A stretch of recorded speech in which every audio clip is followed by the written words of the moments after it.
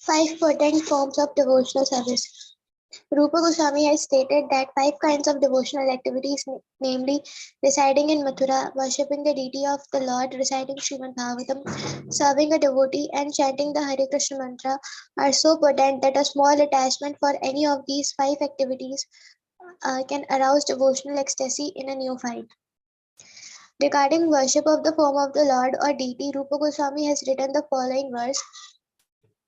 My dear friend, if you still have any desire to enjoy the company of your friends within this material world, then don't look upon the form of Krishna, who is standing on the bank of Keshi Ghat, a bathing place in Vrindavan.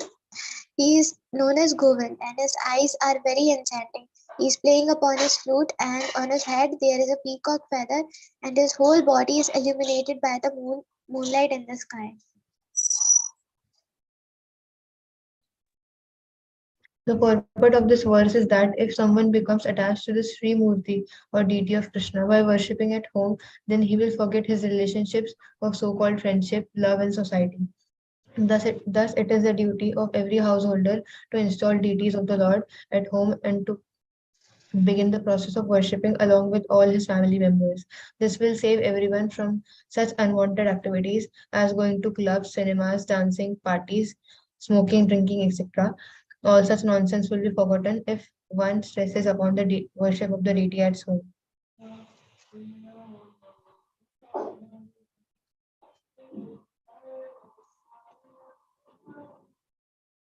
Rupa Goswami further writes, my dear foolish friend, I think that you have already heard some of the auspicious Srimad Bhagavatam, which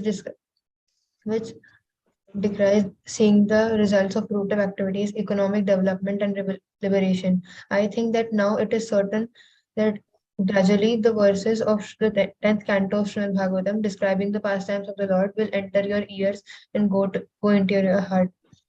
In the beginning of the Srimad Bhagavatam, it is said that unless one has ability to throw out just like garbage the fruitive result of the ritualistic ceremonies, economic development, and becoming one with the Supreme or salvation, one cannot understand Srimad Bhagavatam.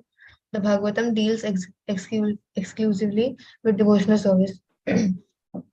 Only one who studies Srimad Bhagavatam in the spirit of renunciation can understand the pastimes of the Lord, which are described in the 10th canto.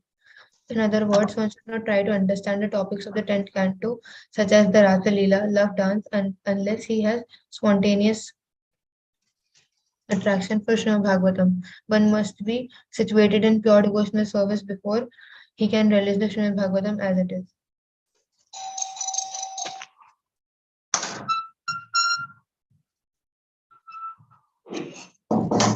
In the above two verses of Rupa Goswami, there are some metamorphical analogies that indirectly condemn the association of materialistic society, friendship, and love. People are generally attracted to society, friendship, and love, and they make elaborate arrangements and strong endeavors to develop these material contaminations. But to see the Sri Murtis of Radha and Krishna is to forget such endeavors for material association. Rupa Goswami composed his verse in such a way that he was seemingly praising the material association of friendship and love and was condemning the audience of Sri Murti. Rupa Goswami composed his verse in such a way that he was seemingly praising the material association of. Okay. This metamorphical analogy is constructed in such a way that things which seem to be praised are condemned and things which are to be condemned are praised. The actual import of the verse is that one must see the form of Govind if one at all wants to forget the nonsense of material, friendship, love, and society. Sri Rupa Goswami has similarly described the transcendental nature of relishing topics which concern Krishna. A devotee once said, it is very astonishing that since I have seen the personality of Godhead who is washed by the tears of my eyes, there is shivering of my body, and he has made me a failure in executing my material duties. Since seeing him, I cannot remain silently at home. I wish to go to him always. The purport of this statement is that as soon as one is fortunate enough to contact a pure devotee, one must be anxious immediately to hear about Krishna, to learn about Krishna, or in other words, to become fully Krishna conscious.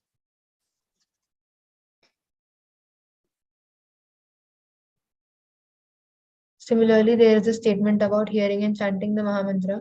It is said that saints have been able to hear the vibrating strings of the veena in the hands of Narada, who is always singing the glories of Lord Krishna. Now, this same sound vibration has entered my ears, and I am always feeling the presence of the Supreme Personality.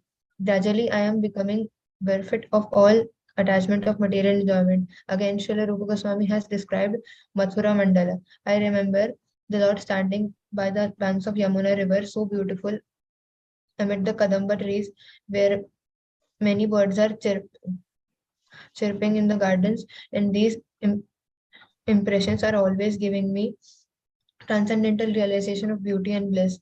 This feeling about Mathura, Mandal, and Vrindavan, described by Rupa Goswami, can actually be felt even by non devotees. The places in the 168 square mile district of Mathura are so beautifully situated on the banks of River Yamuna that anyone goes there will never want to return to this material world. These statements by Rupa Goswami are factually realized descriptions of Mathura and Vrindavan. All these qualities prove that Mathura and Vrindavan are situated transcendentally. Otherwise, there would be no possibility of invoking our transcendental sentiments in these places. Such transcendental feelings are aroused immediately and without fail one after one arrives in Mathura or Vrindavan.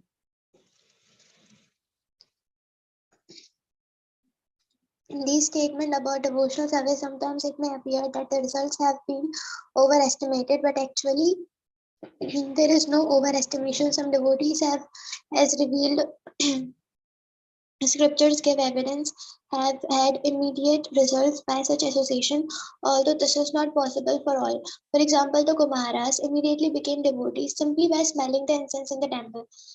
Bilva Mangal Thakur simply heard about Krishna and then immediately gave up his beautiful girlfriend and started out for Mathura and Vrindavan, where he became a perfect Vaishnava. So these statements are not overestimations, nor are they stories.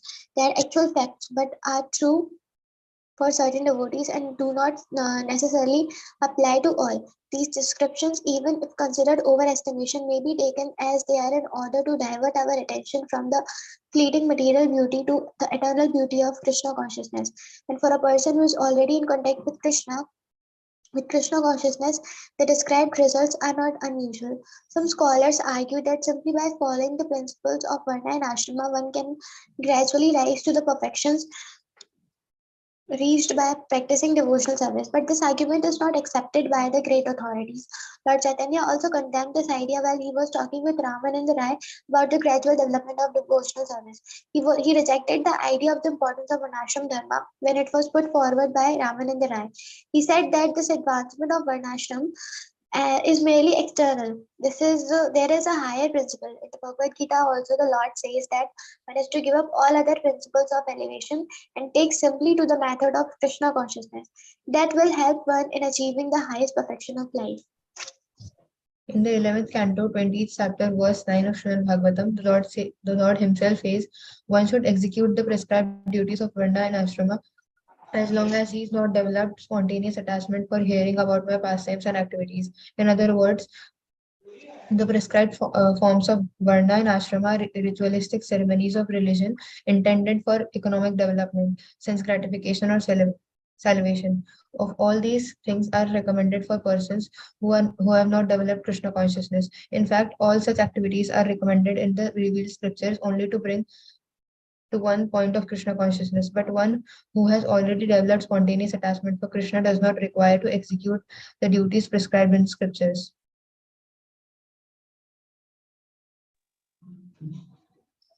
Chapter 14, Devotional Qualifications. Some scholars recommend that knowledge and renunciation are important factors for elevating oneself to devotional service.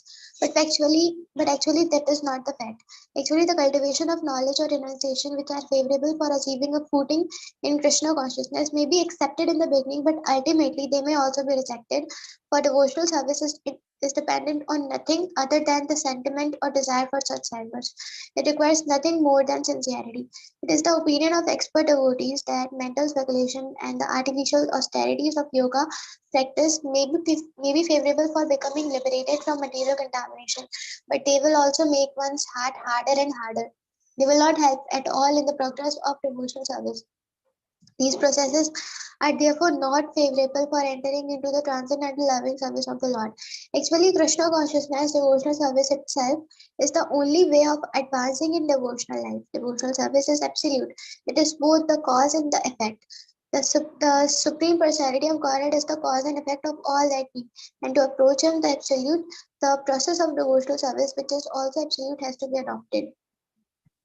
This is confirmed in Bhagavad Gita by the Lord Himself. One can understand me only through devotional service. In beginning, his teachings of Bhagavad Gita, the Lord said to Arjuna, because you are my devotee, I shall teach these secrets to you. Vedic knowledge means ultimately to understand the Supreme Lord, and the process of entering into His kingdom is called devotional service. This is accepted by the authentic scriptures. Mental speculators neglect the process of devotional service, and by simply trying to defeat others in philosophical research, they fail to develop the excessive devotion. In the 11th canto, 20th chapter, verse 31 of Srimad Bhagavatam, Krishna says, my dear Uddhava, for persons who are seriously engaged in my service, the cultivation of philosophical speculation and the artificial renunciation are not very favorable. When a person becomes my devotee, he automatically attains the fruit of the renunciation of material enjoyment, and he gets sufficient knowledge to understand the absolute truth. That is the test of advancement in devotional service. A devotee cannot be in darkness because the Lord shows him special favor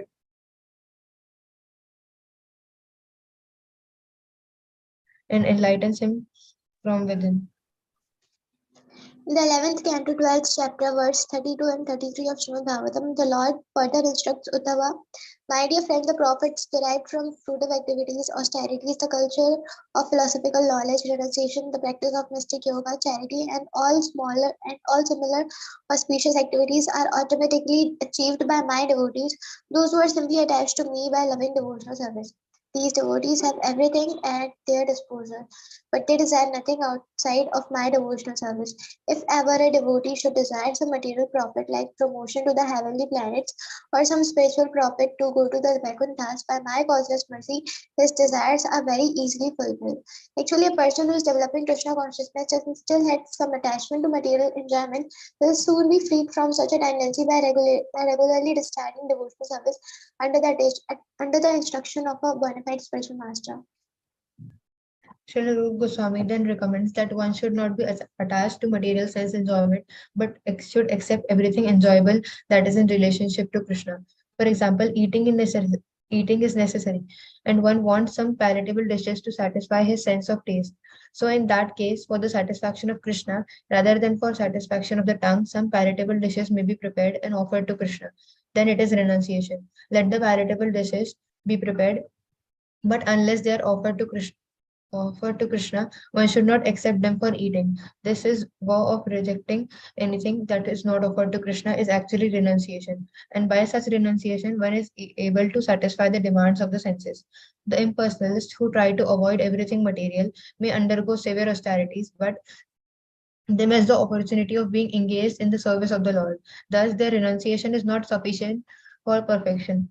There are many instances where following such artificial renunciation without any contact with devotional service, the impersonalists again fell down and become attracted to the material contamination. There are there are many supposed renouncers even at the present moment who officially become sannyasis or renouncers and outwardly claim that spiritual existence is truth and material existence is untruth. In this way, artificially they make a show of renunciation of the material world. However, because they cannot reach the point of devotional service, they fail to achieve the goal, and they again come back to the material activities. Such an philanthropic work or political agitation. There are many examples of so-called sannyasis who gave up the world as untruth, but began but again came to the material world because they were not seeking their real repose at the lotus feet of the Lord. One should give up anything that can be utilized in the one should not give up anything that can be utilized in the service of the Lord. That is the secret of devotional service. Anything that can be utilized in advancing Krishna consciousness and devotional service should be accepted. For instance, we are using many machines for advancing for advancement of our present Krishna consciousness movement. Machines like typewriters, dictating machines, tape recorders, microphones, and airplanes. Sometimes people ask, why are you utilizing material products if you condemn the advancement of material civilization? But actually, we do not condemn. We simply ask people to do whatever they are doing in Krishna consciousness. This is the same principle on which in Bhagavad Gita, Krishna advised to Arjuna to utilize his fighting abilities in devotional service. Similarly, we are utilizing these machines for Krishna service. With such a sentiment for Krishna or Krishna consciousness, we can accept everything. If the typewriter can be utilized for advancing our Krishna consciousness movement, we must accept it. Similarly, the dictating machine or any other machine must be used. Our vision is that Krishna is everything. Krishna is the cause and effect, and nothing belongs to us. Krishna's things must be utilized in the service of Krishna. That is our vision. This does not mean, however, that we should give up the principles of discharging devotional service or neglect abiding by the rules and regulations prescribed therein. In the neophyte stage of devotion, one must follow all principles. Yes, one must uh, one must follow all the principles regulated by authority of the spiritual master. The acceptance and rejection of things should always be in pursuance of the Vedic of the devotional principles. Not that one can independently manufacture some idea of what should be accepted or rejected. The spiritual master, as the visible manifestation of Krishna, is necessary, therefore, to direct the devotee on behalf of the Supreme Personality of Godhead. The spiritual master must never be carried away by an accumulation of wealth or a large number of followers. A bona fide spiritual master will never become like that. But sometimes, if a spiritual master is not properly authorized and only on his own initiative becomes a spiritual master, he may be carried away by an accumulation of wealth and a large number of disciples.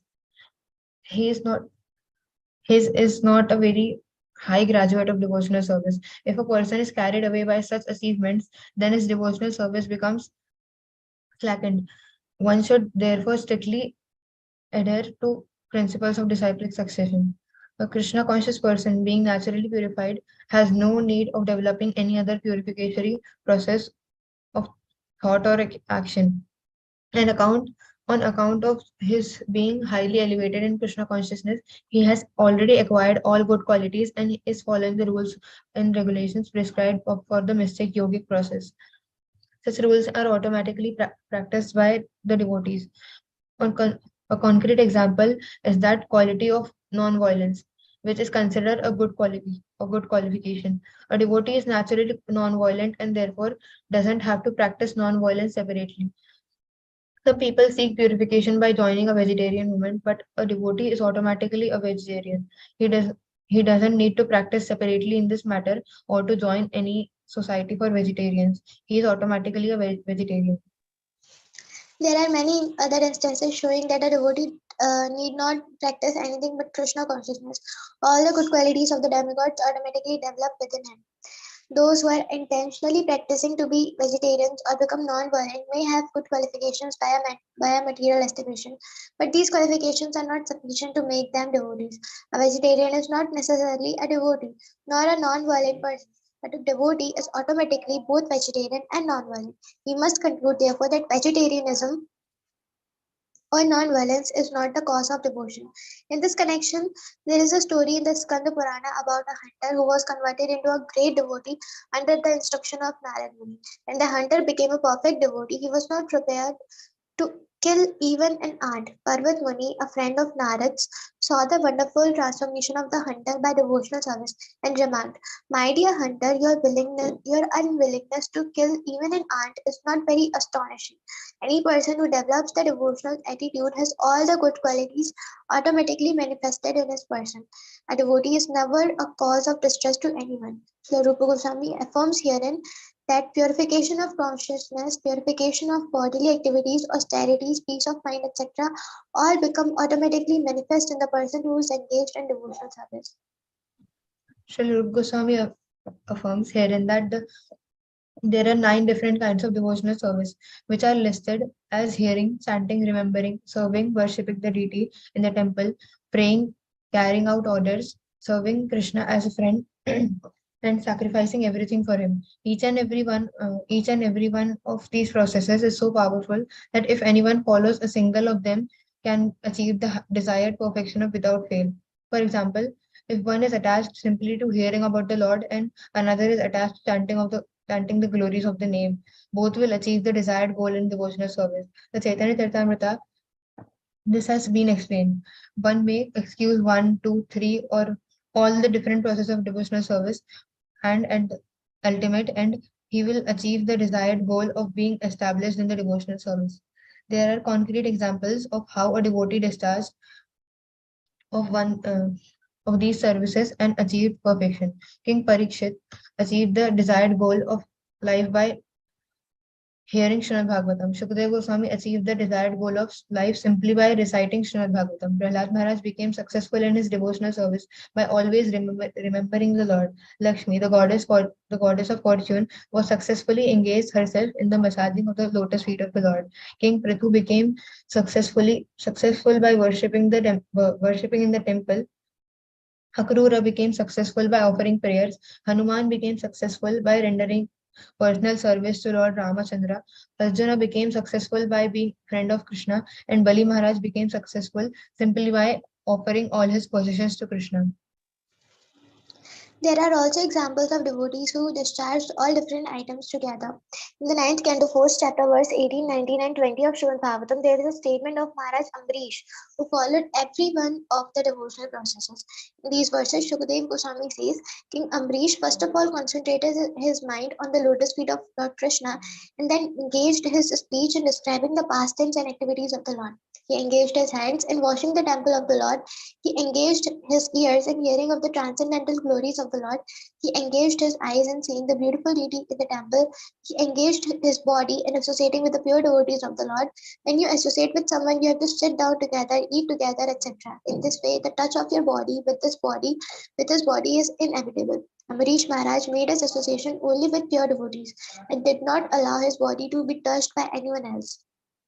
He engaged his nostrils in smelling the flowers and tulsi offered to Krishna, and he engaged his tongue in tasting Krishna Prasad, food prepared specifically for offering to the Lord, the remnants of which are taken by the devotees. Maharaj Amrish was able to offer very nice prasad to Krishna because he was a king and had no scarcity of finances. He used to offer Krishna the most royal dishes and would then taste the remnants as Krishna Prasad. There was no scarcity in his royal style because he had a very beautiful temple wherein the deity of the Lord was decorated with costly paraphernalia and offered high grade food. So everything was available, and his engagement was always completely in Krishna consciousness.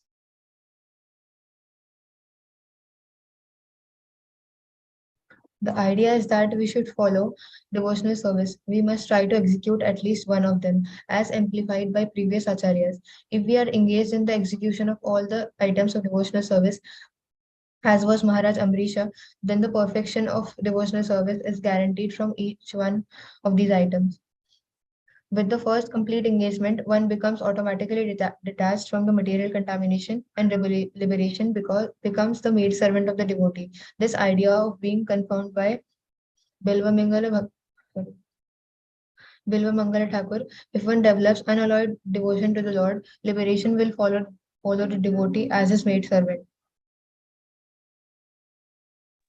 Srila Rupa Goswami says that the regulative principles of devotional service are sometimes described by authorities as the path of serving the Lord in opulence. Hare Krishna, Krishna Krishna, Hare Hare, Hare Ram, Ram Ram, Hare Hare. Thank you so much, Mataji, for joining. Mancha Kalpatarubhesha, Kripa Sindhu Devi Japati Dana Bhavani Vaishnavi Namo Namo. Hare Krishna, Hare Krishna.